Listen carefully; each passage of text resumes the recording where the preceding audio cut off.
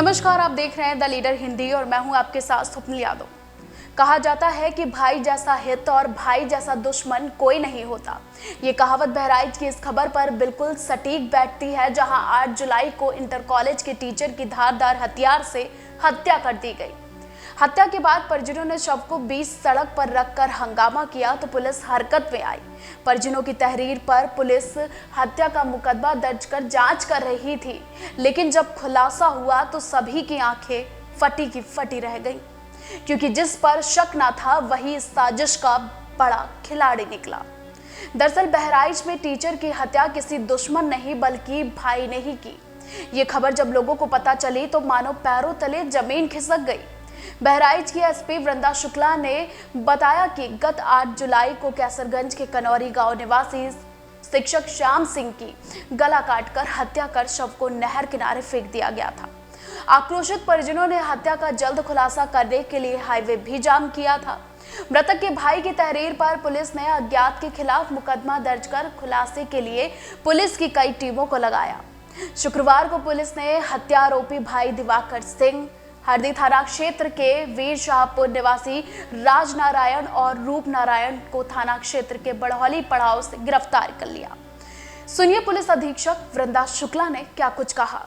जुलाई 2024 को Hukum Singh inter college में तैनात एक सहायक अध्यापक श्याम सिंह उर्फ शिवम सिंह की हत्या कर दी गई थी और उनका जो शव है पुलिस को लगभग रात को 9:30-10 बजे उसकी जानकारी हुई थी। कोनारी गांव में एक नहर के पास ये शव प्राप्त हुआ था।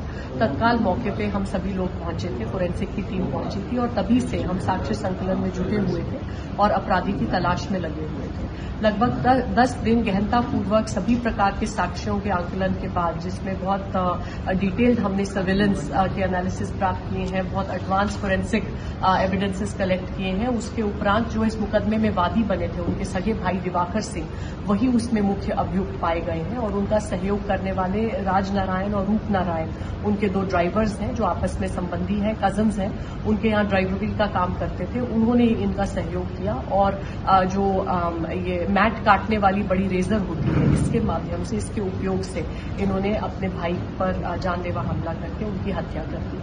और जो इनमें आपस में तनाव की स्थिति थी वो इसलिए उत्पन्न हुई क्योंकि ये जो दिवाकर सिंह है जो मुख्य अभियुक्त है, ये शेयर मार्केट में काफी पैसा लगाते थे और हाल ही में दोनों भाई जमीन में भी इन्वेस्ट कर रहे थे, कई इनके बड़े खर्चे हो रहे थे और इनके जो बड़े भाई हैं इनसे उसका हिसाब किताब पूछते थे और शेयर मार्केट में जो इनको मुनाफा नुकसान हो रहा था उसके संबंध में पूछताछ करते थे, जिससे परेशान होकर इन्होंने उनकी हत्या करने का निर्णय लिया। उल्लेखनीय बात इसमें यह है कि एक दिन पूर्व भी इन्होंने हत्या का प्रयास किया था, लेकिन इनके सहयोगियों में से एक रूप नारायण उस दिन डर के भाग गया था, जिस कारण इनका ये प्लान उस दिन सफल नहीं हो पाया। अगले दिन ये स्वयं उसको लेके आए और फिर से इन्होंने उसका मनोबल बढ़ाया और 8 तारीख को अंत में इन तीनों लोगों ने मिलकर इस घटना को अंजाम दिया। ठीक। तो आपने सुना कि एसपी वृंदा शुक्ला ने क्या कहा। वहीं पुलिस की पूछताछ में मृतक टीचर के छोटे भाई ने गुनाह कबूल करते हुए कहा कि मैंने 35 लाख रुपए मकान बनाने और 20 लाख रुपए शेयर मार्केट में लगाए थे, जिसका हिसाब बड़ा भाई आए दिन मांगता था। इस बात से नाराज होकर उसने दोस्त राजनारायण को 3 लाख रुपए और उसके चचेरे भाई रूप नारायण को 2 लाख रुपए देकर भाई की हत्या के लिए राजी कर लिया था और भाई को मौत के घाट उतारने की पूरी तैयारी कर ली और उसी हिसाब से मौत का अंजाम हुआ। हत्या के बाद लगातार परिजनों और करनी सेना के दबाव के कारण पुलिस महकमे में भी सक्रियता देखते हुए कानपुर फॉरेंसिक टीम को मदद लेते हुए घटना स्थल का खुलासा किया, लेकिन खुलासे में वही भाई आरोपी निकला जिसने पुलिस से शिकायत की, न्याय की गुहार लगाई।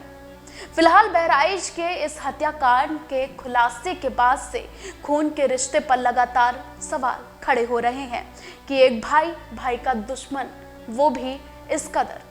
लेकिन ये कोई पहली घटना नहीं है। फिलहाल आपकी इस पर क्या राय है, हमें कमेंट बॉक्स में जरूर बताइएगा। तो वक्त हो गया है आपसे इजाजत लेने का, हमें दीजिए इजाजत और आप देखते रहें द लीडर हिंदी।